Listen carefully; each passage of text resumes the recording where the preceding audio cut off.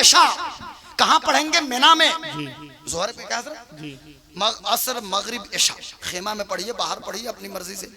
पूरी दुनिया के मुसलमान वो कहीं के हो, देवरिया हो, कुशीनगर हो, गोरखपुर हो, बिहार हो, मद्रास हो, छत्तीसगढ़ हो, या फिर अमेरिका, बर्तानिया, फ्रांस, कहीं के हो, अपने गांव घर में जो पहने पर मिना में एक ही लिबास, सफेद तहबंद और सफेद चादर और बेसिली हुई लुंगी। अब इहराम दो ही कपड़े, ये सफेद दो कपड़े बता रहे हैं कि कफन को याद रखो। अब ना गंजी ना बंडी कुछ नहीं, ना बनियाई, सिर्फ बस वही दो चादर।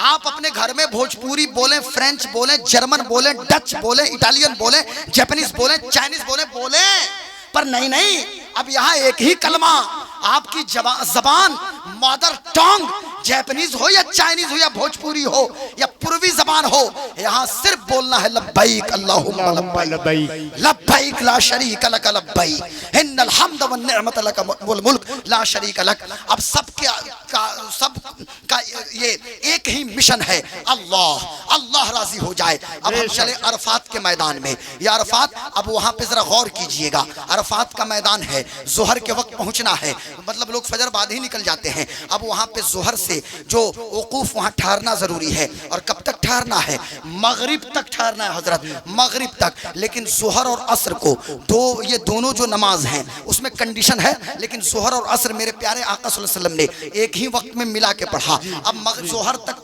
मगरिब तक वहां ठहरे, गुरूब आफताब के बाद मगरिब की अजान हो जाएगी, मगरिब का वक्त हो चुका है। लेकिन अब जाहिर सी बात है, हम यहाँ पे मौजूद हों देवरिया में या कुशीनगर में, यहाँ पे मगरिब की अजान होगी, तो मैं अगर जाने लगूंगा तो चचा कहेंगे कि गुलाम गौस कादरी अभी सीवान मत जाइए, इसलिए मत जाइए कि मगरिब में बहुत मुख्तसर वक्त है, आप मगरिब हमारे गांव में पढ़ के जाइए। आप कहाँ जाके पढ़िएगा? आप हजरत हमारे अल्लामा साहब कहेंगे, हमारे मौलाना साहब कहेंगे हमारी मस्जिद में पढ़ लीजिए मगरिब, आप मत जाइए। मैं कहूँगा नहीं, मैं तो जाके इशा में मगरिब पढ़ लूंगा। कहेंगे आपका दिमाग खराब हुआ है, वक्त पे ही नमाज पढ़ना है, मगरिब में मगरिब ही पढ़ेंगे, इशा में इशा पढ़ेंगे। लेकिन अल्लाहु अकबर, अरफात में वक्त हुआ मगरिब का, लेकिन हाजियों को रोक दिया गया, नहीं यहाँ नहीं पढ़ना, चलो यहाँ से मुजदलफा, और मुजदलफा पहुंचना है इशा के वक्त में, लेकिन इशा के वक्त में मगरिब पढ़ना है। हमने पलट के कहा क्या ये कज़ा है? जवाब आया कज़ा नहीं, अदा है। इसलिए अदा है कि मुस्तफा ने मुजदलफा में इशा में मगरिब पढ़ा और फिर इशा पढ़ा, और हुजूर की अदाओं को अदा करने का नाम ही नमाज। बेशक बेशक, सुभान अल्लाह, बेशक, अल्लाहु अकबर, या रसूल अल्लाह, जिंदाबाद जिंदाबाद। अब वहां पहुंचेंगे तो तरतीब वक्त इशा का है, पहले मगरिब की 3 रकत। हजरत जी मुसाफिर हैं भाई, जाहिर सी बात है, तो इशा की 2 रकत कसर करेंगे ना। जमात अपनी कर रहे हैं तो अलग बात है, अगर मुसाफिर ही इमाम है तो अलग मसला है। मैं यहाँ फिक़ह का मसला नहीं बयान करने आया, मैं खिताब कर रहा हूँ तो कुछ बातें सिर्फ इशारा हज की याद दिला रहा हूँ। गौर कीजिए, पूरी दुनिया अरफात पूरा लबालब। मैं जब अरफात पे गौर करता हूँ ना, तो मुझे ताइफ का वो मंजर याद आता है जब हुजूर को पत्थरों से लहूलुहान किया गया था। जब किसी मौके पे सैयदा उम्मुल मोमिनीन सैयदा आयशा सिद्दीक़ा रज़ियल्लाहु ताला अन्हा ने जब ग़ज़वा उहुद के मौके पे मेरे आका के दंदाने मुबारक शहीद हो गए थे, तो अर्ज़ किया था या रसूल अल्लाह, क्या उहुद से भी ज्यादा कभी आपको तकलीफ पहुंची है?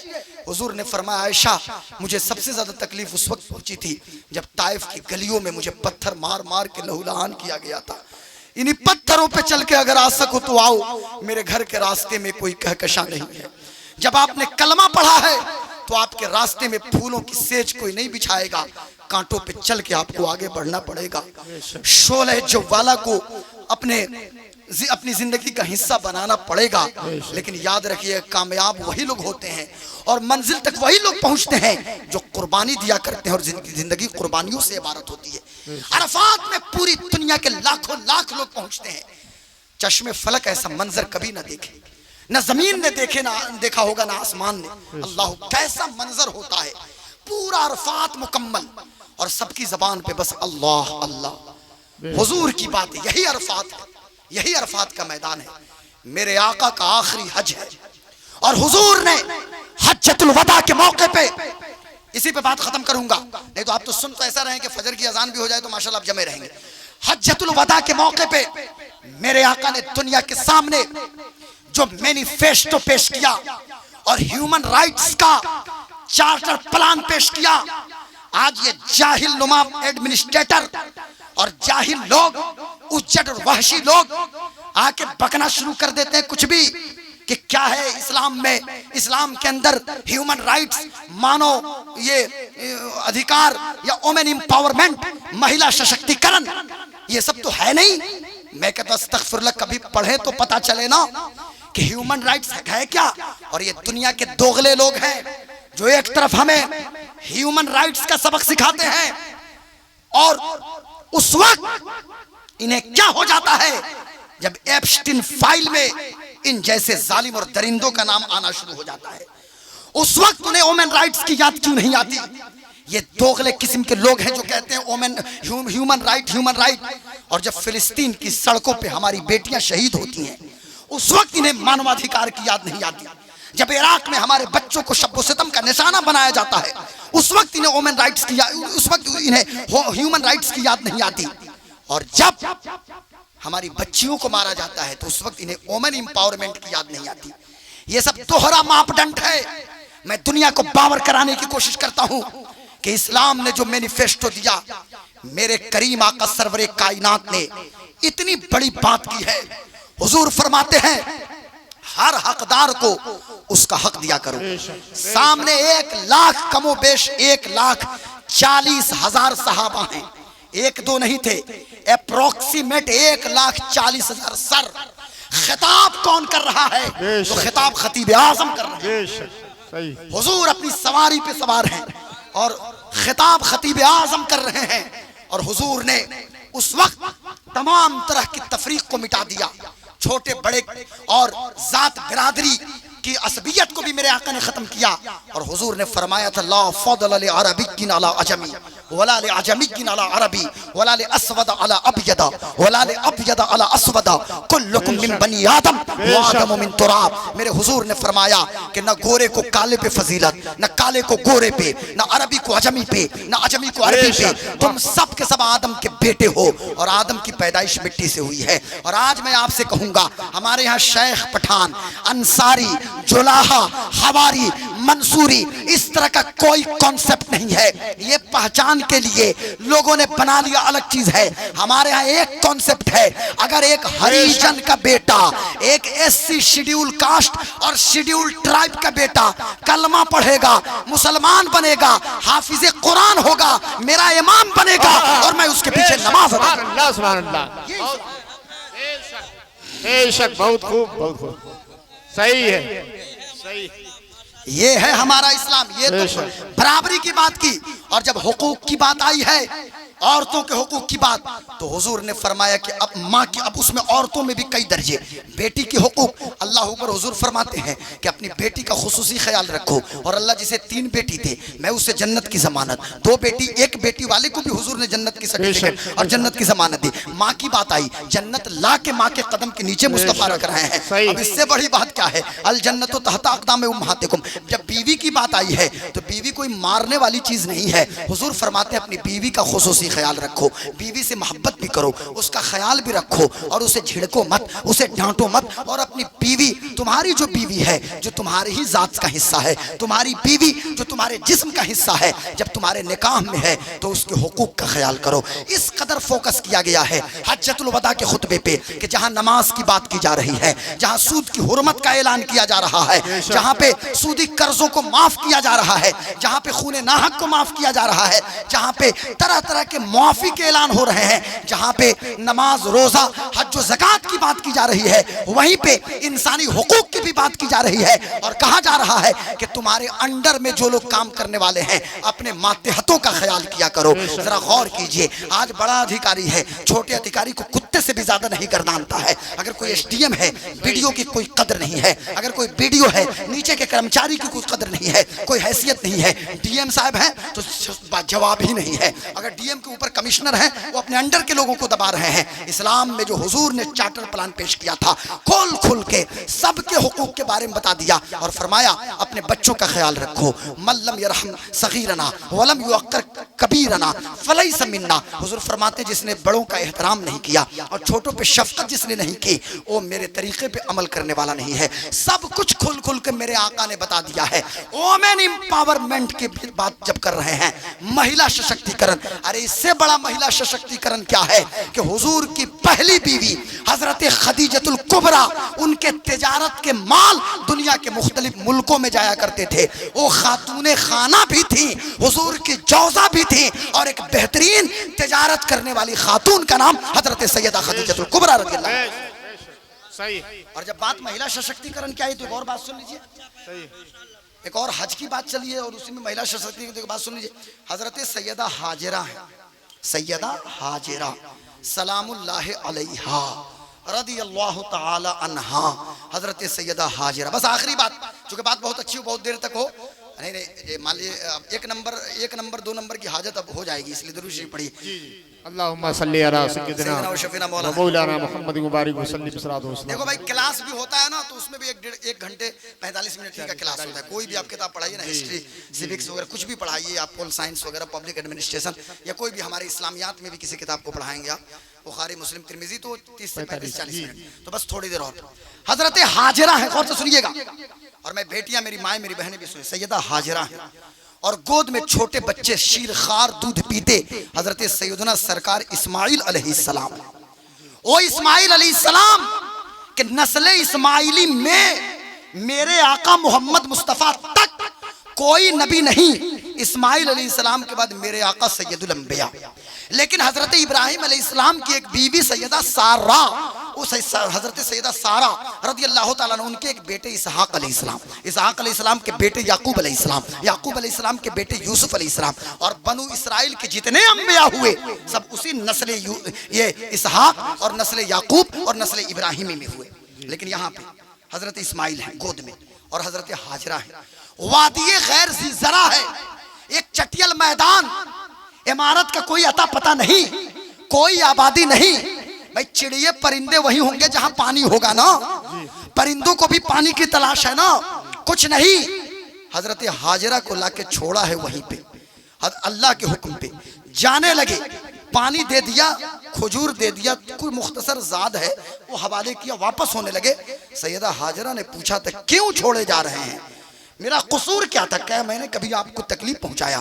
कहने लगे हाजिरा तुम्हारा कोई कसूर नहीं, बस मैं तुझे छोड़ के जा रहा हूँ। आंखों में आंसू थे हजरत इब्राहिम अलैहिस्सलाम के, ये कितनी मोहब्बत है अल्लाह अकबर अपनी बीवी और बच्चों से, आंखों में आंसू थे। जाने लगे पलट के। हजरत हाजिरा ने कहा कि मेरे सरताज, मेरे शौहर, बताइए तो सही क्यों मुझे छोड़े जा रहे हैं? कहने लगे हजरत इब्राहिम अलैहिस्सलाम यही अल्लाह का हुक्म है। जब इतना सुना तो हजरत हाजिरा रोई नहीं है, हजरत हाजिरा चीख नहीं मारी है, ये हजरत इस्माइल की अम्मा है। हजरत हाजिरा कहती है जब यही अल्लाह का हुक्म है तो मेरे लिए अल्लाह काफी है, हमारे लिए अल्लाह काफी है। अरे ताकत कितनी होती है खातून के अंदर, उस चटियल मैदान में न कोई इंसान, न कोई बशर, न कोई जानवर, न कोई सांस लेने वाला, बस 2 जान है, तनहा 2 जान, एक इस्माइल है, एक सैयदा हाजिरा है। एक इस्माइल, एक हजरत हाजिरा।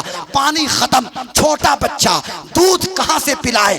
दूध भी खुश्क हो चुका है, पिस्तान भी खुश्क हो गए, पिलाएं तो कहां से पिलाएं? माँ की ममता, तवज्जो चाहता हूं भाई, इधर देखिए, तवज्जो चाह रहा हूं, बड़ी बात कहने जा रहा हूं। माँ की ममता। हजरत बस आखिरी बात चल रही है, दुरूद पढ़िए, आखिरी बात, बहुत अहम बात।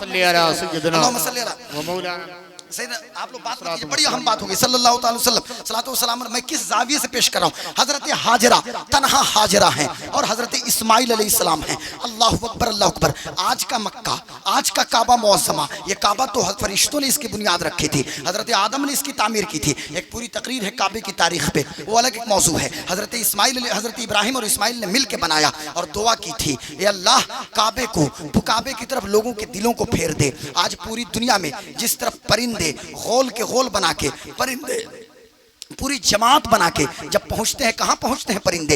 ये परिंदे जब अपने घोंसलों को जाते हैं या उड़ते हैं, यही मंजर होता है। आप मक्का चले जाइए, शारे खलील इब्राहिम की तरफ से, किसी और रास्ते से, किसी और कुबरी की तरफ से, किसी और रास्ते से, चारों तरफ से ऐसे ही परिंदों की तरह लोग चले जा रहे हैं। दुनिया में कौन ऐसा फल नहीं है जो मक्का के अंदर मौजूद ना हो? कौन ऐसा खाना नहीं है जो मक्का के अंदर मौजूद ना हो? पूरी दुनिया के लोगों के दिल काबे की तरफ खींचे चले जा रहे हैं। वहाँ जमजम है, वहाँ काबा है, काबे की दीवार में हजर अस्वद है, ये सारी खूबियाँ वहाँ मौजूद हैं। लेकिन मुझे कहने दीजिए, मैं आज से 4000 साल पहले की बात यहाँ डिस्कस करने लगा हूँ, इस पिपरा मदन गोपाल के अंदर, और इस खेत में, इस मैदान में। वहाँ भी एक मैदान है, खातून है, माँ की ममता जोश मारती है, बच्चे को दूध पिलाए तो कहाँ से मिलाए, लेकिन एक यकीन है, मेरे लिए अल्लाह काफ़ी, मेरे लिए अल्लाह काफ़ी, मेरे लिए अल्लाह काफ़ी। अब शदीद धूप है, 50 डिग्री मक्के का टेम्परेचर है, 50-55 डिग्री टेम्परेचर में। हमारे यहाँ अभी कितना 35 या 40 डिग्री,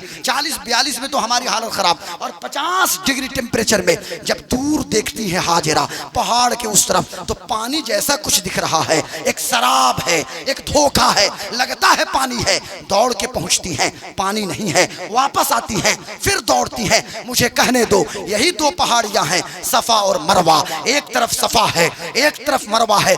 तुम कहते हो हाजरा दौड़ी थी, मैं कहता हूं तन्हा माँ की ममता नहीं दौड़ी थी, बल्कि यकीन ने दौड़ लगाया था। तन्हा हाजरा नहीं दौड़ी थी, तवक्कुल ने दौड़ लगाया था। हाजरा नहीं दौड़ी थी, बल्कि अल्लाह पे कामिल ईमान ने दौड़ लगाया था। इसलिए कि मेरे लिए अल्लाह काफी है, अल्लाह काफी है, अल्लाह काफी है। यार 3 बार में भी पानी निकल जाता, 7 चक्कर क्यों लगवाया गया? इसलिए लगवाया गया ताकि मेहनत भी हो जाए, यानी काम पर भी तवज्जो रहे और अल्लाह पर भी यकीन रहे। आज मैं कहना चाहता हूं, आज भी कामयाबी चाहते हो तो सिर्फ अल्लाह पे तवक्कुल ही काफी नहीं है, बल्कि तवक्कुल के साथ साथ आपको मेहनत भी करने की जरूरत है और मशक्कत की भट्टियों में भी जलने की जरूरत है। बेशक, सुभान अल्लाह, सुभान अल्लाह, बहुत खूब, बेशक, बहुत प्यारा नुक्ता हजरत, माशाअल्लाह, माशाअल्लाह। जमजम निकल रहा है, जमजम, अल्लाह अकबर। आज हम जाते हैं, अब हम कहाँ हैं? मुजदलफा। मुजदलफा में पहुंचे इशा में, मगरिब के बाद, और उसके बाद वहाँ रहेंगे हम सुबह तक। सुबह सादिक से लेकर तुलुए आफ्ताब तक वहाँ ठहरना ये हज का रुकन है, लाजिम है।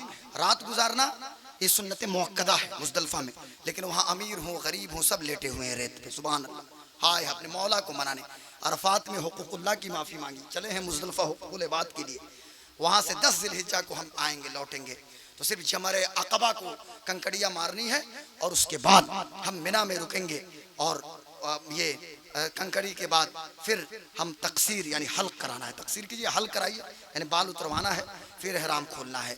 फिर उसके बाद 11 ज़िलहिज्जा 12 ज़िलहिज्जा को भी वैसे ही रमी करनी है। लेकिन एक और रुकन है जो है तवाफ़े ज़ियारत, उसको आपको करना है। जाके वहाँ फिर हरम जाएंगे, मक्का शरीफ, और तवाफ़ करेंगे। ये सब कुछ क्या है भाई? ये सारी चीज़ें अल्लाह ने यादगार के तौर पे कायम किया है।